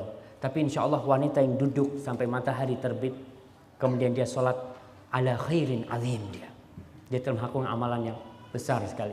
Karena wanita ini nggak ada syariat untuk sholat berjamaah di masjid. Tidak dianjurkan bagi mereka untuk ke masjid, tapi boleh ke masjid. Jangan disalah pikir perempuan nggak boleh ke masjid. Bahkan Rasulullah SAW mengatakan, la tamna'u ima Allah masjid Allah. Jangan kalian larang tuh hamba-hamba wanita Allah untuk ke rumah Allah, ke masjid-masjid. Jangan. Jadi tetap wanita dianjurkan di rumah. Insya Allah perempuan yang duduk berzikir sampai matahari terbit, mudah-mudahan dia mendapatkan pahala itu. Minta aja sama Allah Subhanahu Wa Taala. Afwan Ustaz, tolong dilanjutkan ringkasan 24 jam indahnya sunnah bersama Rasul SAW. Ana nggak ikut-ikut, panitia yang tanggung jawab.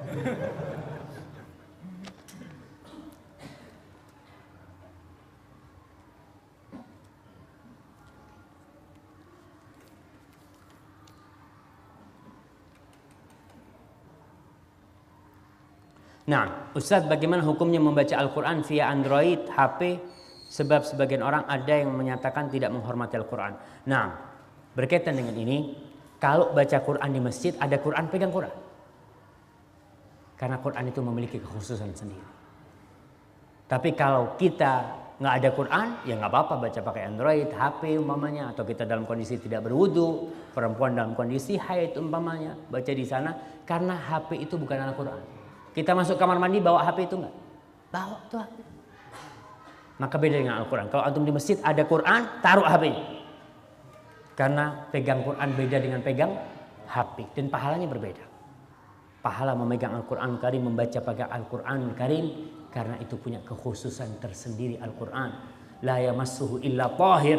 Tidak boleh menyentuh Al-Quran itu kecuali tahir. Ada sebagian ulama mengatakan tahir ini Muslim, Ustaz. Tapi anda lihat pendapat Syekh bin Utsaimin mengatakan Rasul tidak pernah mengatakan mengistilahkan Muslim dengan tahir. Tahir yang termaksud adalah tahir bersuci.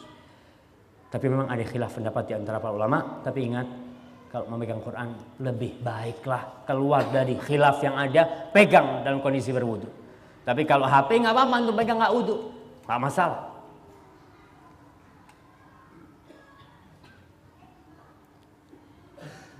Nah, bila kita bermaksiat kemudian bertobat, apakah tetap akan mendatangkan kepada kita maksiat tersebut di hari kiamat? Kalau Allah terima tobat kita, selesai.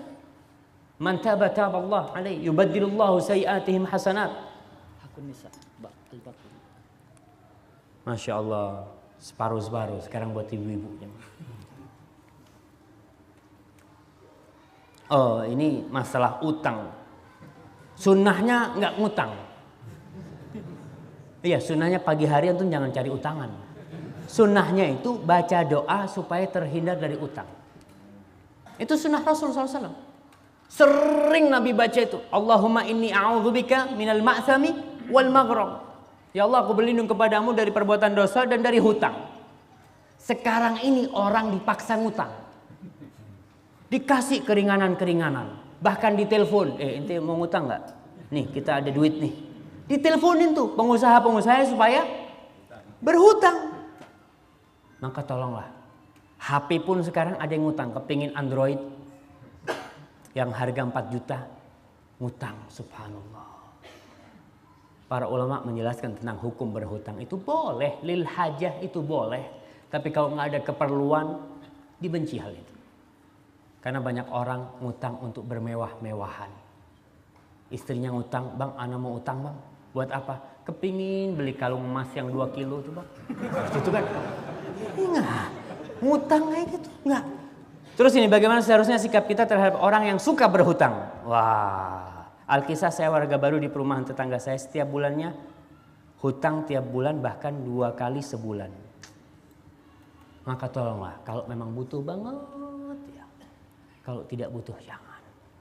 Karena Rasul berlindung. Orang kalau berhutang itu nanti janji, kalau janji nggak ditepatin. Itu biasanya. Seperti itu. Kemudian Ustaz, yang mana Ustaz? Yang di bawahnya? Oh sudah.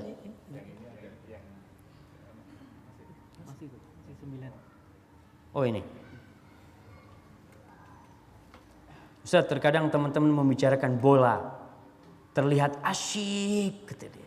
Ya itu termasuk ngomong yang mungkin nggak apa-apa ya, tapi jangan sampai antum apa ya membangga-banggakan bela-belain klub ini. Wah, kadang-kala sampai istri diceraikan sama suaminya gara-gara bola.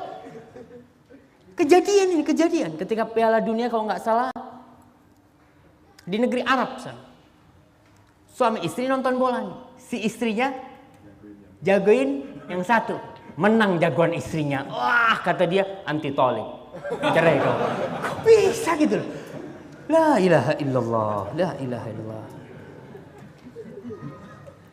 Ustaz, sebagian bapak-bapak suami kalau nonton bola lebih lama dari nonton istrinya.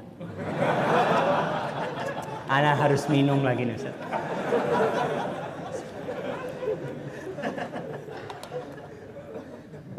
Ibu-ibu kalau ingin ditonton suaminya, bikinlah tontonan. Iya. Kalau pakai daster udah bolong-bolong gitu kan. Si suami lihat 2 menit, aduh katanya enggak lah.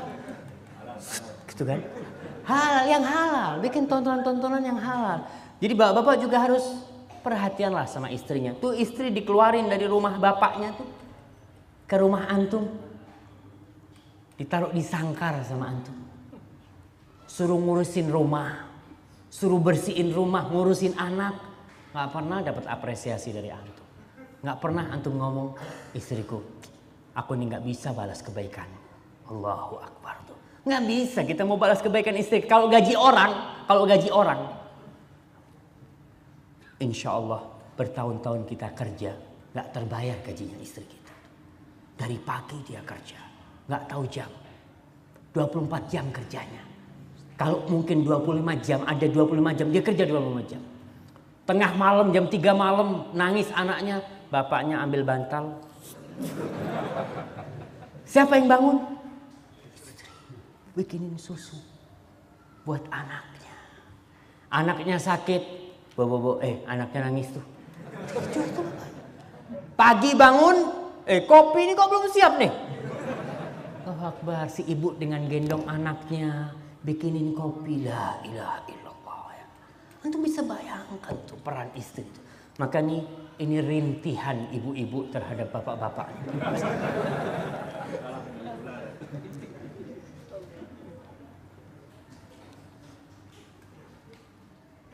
Ustaz, bagaimana jika setelah subuh kayak gini, suami istri kumpul kemudian tertidur, apakah kehilangan pahala sunnah pagi?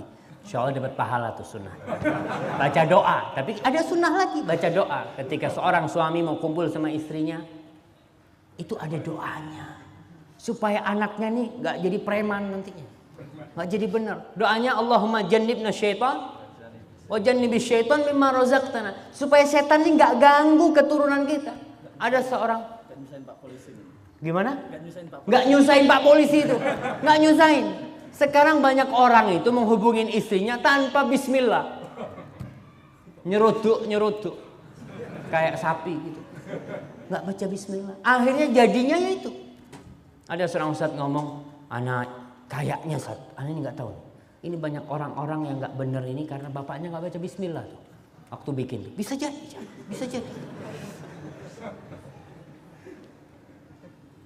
Assalamualaikum Ustaz.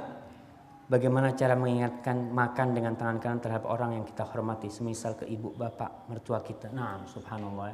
Kadang-kala kita ini mau negur mereka gitu ya. Susah, harus pilih-pilih waktu. Ngomong dengan cara yang baik.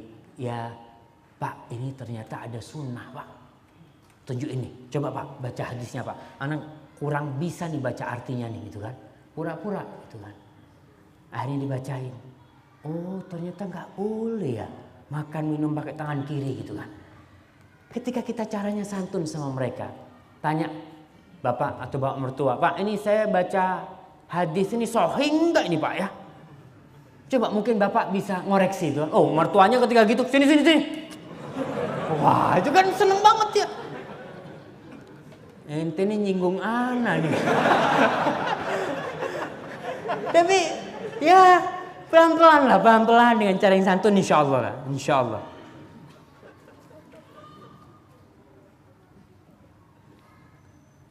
Perempuan lebih baik sholat di rumah apa di masjid? Di rumah. Tapi nggak apa-apa ke masjid. Ingat. Karena kadang-kala ada perempuan-perempuan yang merasa jenuh di rumah. 24 jam dia di rumah.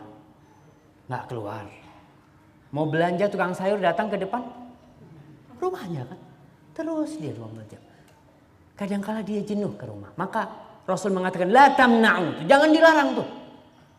Dia ke masjid jangan dilarang. Walaupun sholat dia lebih baik di rumahnya. Lebih baik kata Rasul. Kalau ke masjid dapat 27. Di rumahnya lebih baik daripada 27 itu. Di rumahnya. Tapi tetap jangan dilarang. Jangan dilarang. Kita bicara masalah lebih baik di rumah.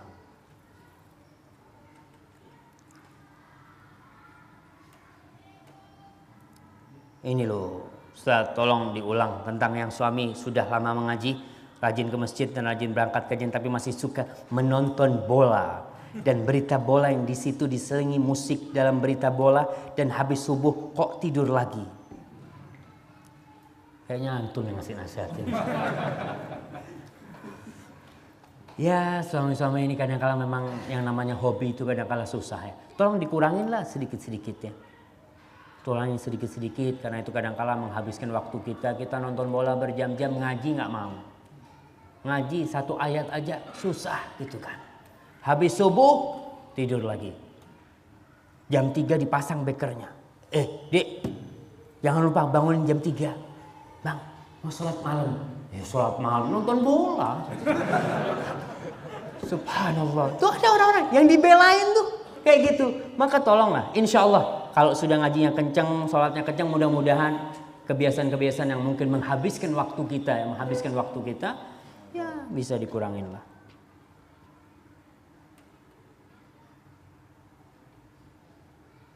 Ya ini, hati-hati masalah bola lagi, ya, di situ diselingin kadang-kala ya iklan-iklan, ada perempuan-perempuan, ada ya nggak baik-baik, bisa jadi kita dapat dosa tuh nonton bola, nggak dapat pahala, dapat dosa nanti.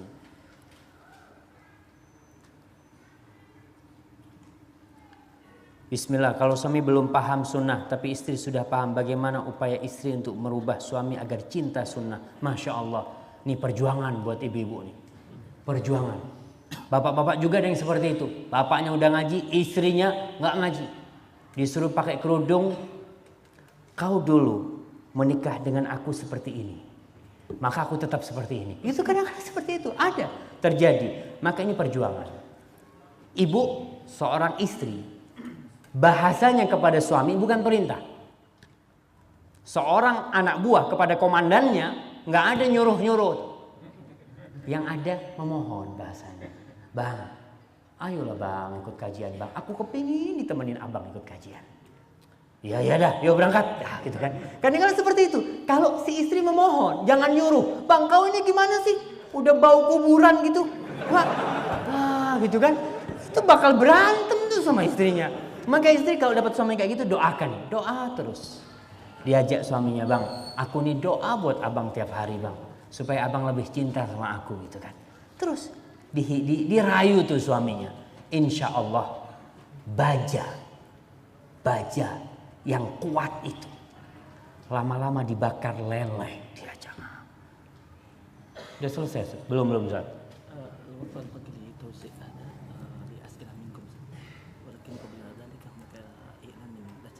Nah, kayaknya ini buat besok aja Ustaz. Kayaknya ada pertanyaan yang mau tanya, insya Allah Ustadz Aris akan melontarkan beberapa pertanyaan, akan bagi-bagi hadiah. Alhamdulillah. Wallahu a'lam bishawab. Itu yang bisa saya sampaikan, saya jawab. Sekali lagi, kalau ada yang salah dari anak, kalau ada yang kurang berkenan dari anak, dan anak mohon maaf. Anak mohon maaf yang sebesarnya. Yang benar itu dari Allah Subhanahu Wa Taala, dan dari Ustadz Aris di sini. Beliau insya Allah akan meluruskan yang salah dari anak. Sallallahu ala nabiyina Muhammad wa ala alihi wasallam. Assalamualaikum warahmatullahi wabarakatuh.